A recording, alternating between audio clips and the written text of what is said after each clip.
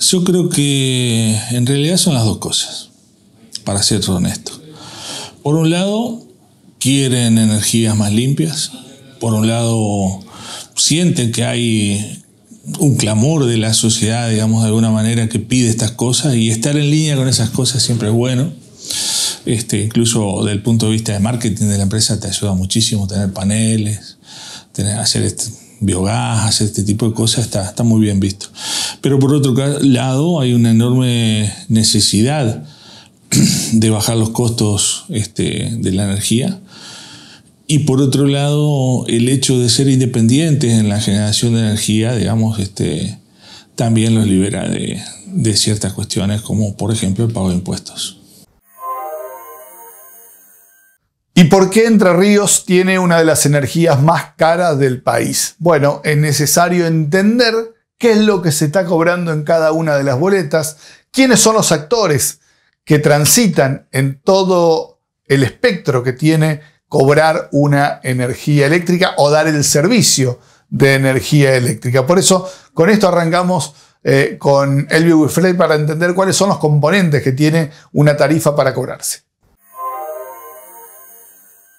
Bueno, yo creo que el tema hay que de alguna manera desarmarlo un poquito.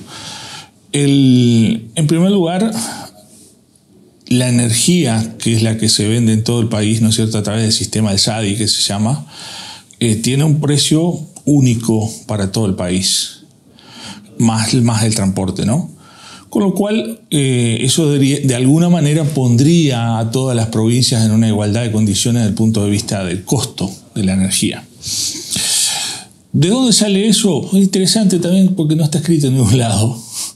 Ni siquiera la ley 24.065 es clara en ese aspecto, sino que dice que, bueno, que es como que debería haber un precio uniforme en todo el país, ¿no? Después podemos hablar un detalle de eso. Pero fundamentalmente el hecho de que esa energía sea la misma para todo también tiene una contracara, que es cuando se eleva ese precio, como lo elevaron ahora 3 veces, eso impacta enormemente en todo el país. Entonces, provincias como Entre Ríos, que tenían montado sobre ese precio, que antes significaba, por ejemplo, un 20% del total de la boleta, tenían montado un sistema de costos subsidiarios, llamémosle, e impuestos, esto se agravó. ¿Por qué? Si vos tenés que de una factura de luz, 20% del costo era el costo de la energía de base, ¿no es cierto? Después un VAD, que es lo que ya llamaríamos el costo de distribución interno de la provincia, un 30%, y un 40 o 50% de impuesto. Si esa era la fotografía, digamos, del 2023, cuando la energía se multiplica por 3, la energía de base, la relación cambia absolutamente. Pasa del 20 a un 40 el costo de la energía, del total de la boleta, pero las otras cosas que iban subidas arriba, ¿no?, que era la montura, digamos, se multiplica proporcionalmente. Y ese es el gran problema. Porque Entre Ríos tiene una estructura, en algunos casos justificados y en otros no, diferente. Vamos al caso concreto, por ejemplo, contra Buenos Aires, ¿no? Entre Ríos tiene un servicio de distribución importante, distribuido, con mucha diversidad en kilómetros, cosa que Buenos Aires no tiene. Eso la descoloca, por un lado, ¿no es cierto? Pero por otro lado, en ese esquema de distribución, tiene aspectos reglamentarios que están dados por una ley provincial, la ley 8.916, que hace que en algunos temas sea ese costo, la forma en que se distribuye ese costo en los usuarios es injusto. El primer componente que vimos es el precio de la energía, lo que es el componente nacional y lo que es específicamente la electricidad que se está cobrando. Ahora vamos a ir al VAD, valor agregado de distribución. Esto es lo que se pone en Entre Ríos a partir de cuánto significa para las distribuidoras, Enersa principalmente, o la cantidad de cooperativas que dan servicio en muchas de las localidades de Entre Ríos, para entender cuánto aporta este VAD al componente total de la energía. VAD técnicamente se llama valor agregado de distribución.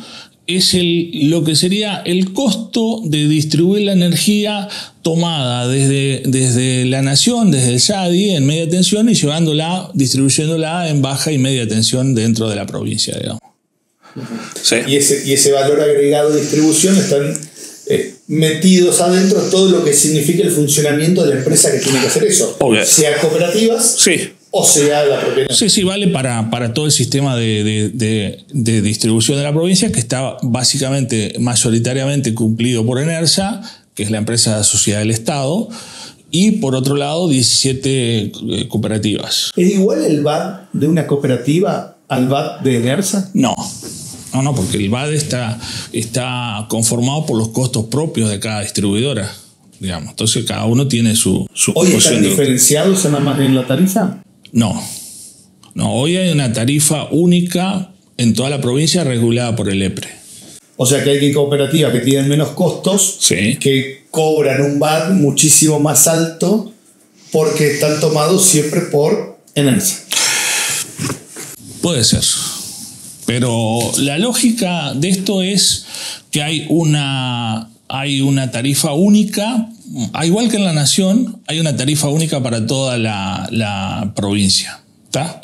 Que es lo que llamamos VAD y que se define en audiencias públicas que hay una vez cada 5 o 7 años, y en esas audiencias públicas, si tenés suerte, lográs influir, digamos. Digo si tenés suerte porque he estado en las últimas 3, mejor dicho, en las últimas 7 he estado, pero las últimas 3, y nunca logramos siempre representando al usuario, casualmente, siempre nominado por el EPRE en la mayoría de los casos, y nunca logramos influir a favor del usuario. Volvemos con Elvio Guifrey y tratar de entender por qué la energía de Entre Ríos es una de las más caras del país. Ya hablamos del componente que tiene la tarifa por el costo de la energía, el componente que tiene el VAD, y ahora nos vamos a meter con los impuestos. Y entre los impuestos, este famoso 8.69, que es para los municipios. Veníamos con los 3 ítems que componen la factura. El ítem primario, digamos, pasó de un 20 a un 40%. En la práctica se multiplicó por 3 el valor, digamos, de costo. Ese ítem es de orden nacional. El segundo ítem es el VAD, que es un poco lo que estuvimos discutiendo ahora, cómo se compone, de dónde sale. Y el tercer punto son impuestos. Y acá en los impuestos hay que diferenciar a su vez 3 niveles de impuestos. En primer lugar, un nivel nacional, que es el IVA, con suspicacias, digamos, ¿no? O detalles. Por ejemplo, el IVA que pagan las empresas, todas las que están inscritas en el Sistema Nacional de IVA, es el 27%. Quienes no están en ese sistema, el 21%. Pero hay un hecho bastante significativo y extraño, es que la mayoría de los usuarios que están en el sistema de la tarifa T1G, que se llama, que es la que básicamente cubre los comerciantes, los pequeños pymes, las micropymes, en su mayoría son monotributistas, o sea, no tienen descarga de IVA, hablando en términos que pueda entender la gente. Sin embargo, pagan una tarifa del 27%. En lugar de 21%, que es la que paga el común de los usuarios que son residenciales. Entonces, ahí estamos en un caso para revisar, porque ese 6% extra que estamos pagando va a parar a la nación y no tiene ningún tipo de resarcimiento a la provincia. Ese es un punto que a mi juicio me parece que debería ser visto. El segundo punto es un impuesto nacional. El segundo punto son los impuestos provinciales. Acá aparece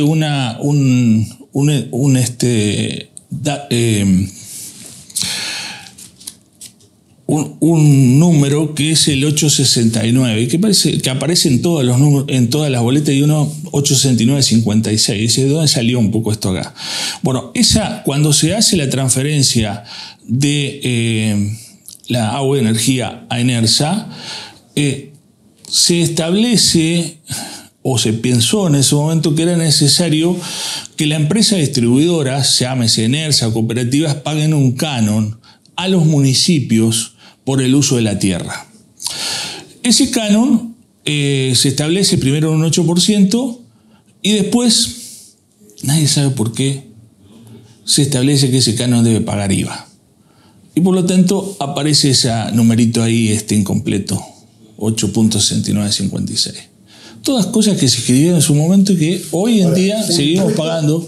No es un impuesto, en realidad se llama una contribución, técnicamente. ¿Y la contribución no paga IVA? Bueno, la pregunta es ¿por qué paga IVA una contribución? Es otro 2% que le estamos sumando al usuario, que en principio va a la nación y no sabemos si... ¿Va a la nación? Debería. Eso es lo que dice la ley de IVA, digamos. Y decíamos de este punto que es para los municipios, el 6.89, pero que la ley establecía que quien tenía que pagar este 6.89 era la empresa distribuidora a los municipios. Lo que ha sucedido en estos años es que la empresa se lo ha transferido a los usuarios y somos los usuarios los que pagamos, como que si esto fuera un impuesto más, una contribución más a los municipios. Es un punto que me parece necesario debatir, es importante lo que decís, porque hay una diferencia fundamental entre lo que entra una contribución, ¿no es cierto?, que constituye un cargo fijo, y lo que es una, llamarle impuesto o tasa, que es variable. A ver, si vos pasás por un lugar, ¿no?, y ocupás una franja de terreno para pasar con esa línea de 1 metro cuadrado. ¿Por qué razón? Y eso además lo debería pagar la distribuidora.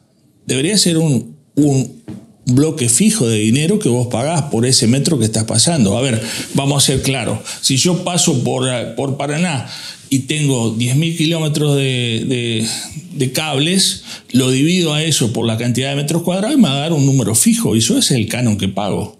Ahora, no es así. En realidad lo que está ocurriendo es que cada empresa paga proporcionalmente a su consumo ese 869. ¿Qué lógica tiene? Eso es lo que yo me parece que merecería ser revisado. Y esto, paradójicamente, no ocurre en la mayoría de las provincias, salvo Santa Fe y Buenos Aires, que tiene valores menores, 6, 4%, un montón de lugares no está. Y eso hace diferencia, eso es una de las cosas que hace diferencia respecto a Santa Fe y Córdoba, por ejemplo. La lógica sería que los municipios se lo cobran a Enersa o a las distribuidoras por el uso de tierras públicas. Pero hay otra cuestión acá que no es menor. Hasta hace poco solamente el 40% de la provincia estaba municipalizado. Con lo cual, este impuesto, y hasta el día de hoy, no se cobra en todo el territorio de la provincia. Se cobra solamente en aquellos que hay jurisdicción municipal. ¿Tá? Entonces, de vuelta, vemos que hay muchas cosas que se debería ajustar, digamos, ¿no? O revisar. Porque esto estamos hablando de una ley del año 95, con vigencia en el 2024. Yo creo que son las cosas que debemos rever. Hoy si vemos el ranking de facturación en toda la provincia de Entre Ríos y medimos quiénes son las empresas que más facturan en Entre Ríos, Enersa está con toda seguridad entre las 3 que mayor facturación tienen. Facturación no siempre se traduce en rentabilidad. En el caso de Enersa, sí, a pesar de que tiene 800 empleados o más, cuando debería ser una empresa que con 200 empleados tranquilamente estaría funcionando. Eso también está dentro del VAT y los costos que tenemos que pagar en la tarifa eléctrica para sostener la cantidad de empleados que tiene. O, por ejemplo, el ministro de Gobierno de la provincia de Entre Ríos, que ha renunciado a su sueldo de ministro para cobrar solamente como director de Enersa. Obviamente, siendo director de Enersa se cobra mucho más como ministro que cobra menos que el gobernador, un porcentaje inferior al gobernador. Entonces, estas cajas que aparecen para financiar otra parte de la política son las que hacen que todos nosotros con la tarifa eléctrica la estemos pagando más cara. Sí te puedo decir lo que yo pienso respecto a una empresa del Estado que cumple una función de una distribución como la eléctrica, que es un bien social, digamos. Yo creo que, primero, que es necesario y razonable que tenga sustentabilidad la empresa, por lo tanto que no tenga pérdidas, eso es clarísimo. Pero segundo, creo que la función fundamental de una empresa que hace un servicio público de distribución eléctrica es el desarrollo, y que las inversiones deben estar, si hay superávit, si hay dinero extra, tiene que ser para eso, porque el privado no hace inversiones de desarrollo, el privado hace inversiones para su lucro, y es así, eso es normal que eso ocurra.